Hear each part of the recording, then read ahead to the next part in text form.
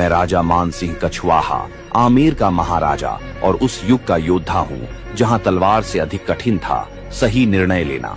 इतिहास ने मुझे कई नाम दिए, पर मेरी असली पहचान मेरे युद्ध, मेरे संघर्ष और मेरा स्वाभिमान है। मैंने युद्ध केवल शक्ति से नहीं, नीति से जीते। अफगान सरदारों और विद्रोही सूबेदारों के विरुद्ध मैंने अनुशासित सेना और रणनीति से विजय पाई। बंगाल और बिहार के अभियानों में मैंने मार्ग काटे, रसद रोकी और निर्णायक प्रहार किए ताकि अनावश्यक रक्तपात न हो। हल्दी घाटी में मैं महाराणा प्रताप के सामने खड़ा था। वह युद्ध मेरे जीवन का सबसे कठिन था, क्योंकि सामने कोई साधारण शत्रु नहीं, स्वतंत्रता की ज्वाला थी। उस रण में परिस्थितियां मेरे पक्ष में थीं, पर सम्मान दोनों का था। लोग मेरे युद्ध देखते हैं, पर मेरे निर्माण नहीं। मैंने कला, स्थापत्य और विद्वानों को संरक्षण दिया।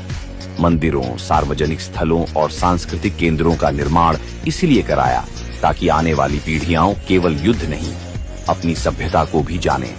मेरे राज्य में साहित्य और शिल्प फले फूले, क्योंकि मैं जानता था कि तलवार सीमाएं बनाती है, पर संस्कृति आत्मा को जीवित रखती है। और फिर मुझसे पूछा जाता है, मुगलों के साथ रहकर हिंदू संस्कृति की रक्षा कैसे? मेरा उत्तर सरल है, मैं सत्ता के साथ था, पर आत्मा के साथ कभी समझौता नहीं किया। बनारस, वृंदावन और ब्रज की भूमि में मंदिरों और तीर्थों की रक्षा मेरी तलवार ने ढाल बनकर की। दरबार के भीतर रहकर मैंने वही बचाया जो बाहर रहकर संभव नहीं था, आस्था, परंपरा और पहचान। मेरा स्वाभिमान यही था कि मैं अपनी पहचान को मिटने न दूं। मेरा साहस यही था कि मैं इतिहास की गाली सह लूं, पर अपनी सभ्यता को आंच न आने दूं। अगर अपने लोगों को बचाने के लिए मुझे अकेला खड़ा होना पड़ा, तो मैं खड़ा रहा। अगर मेरे नाम पर प्रश्न चिन्ह लगा, तो लगा रहने दिया, क्योंकि मेरा लक्ष्य नाम नहीं, भविष्य था।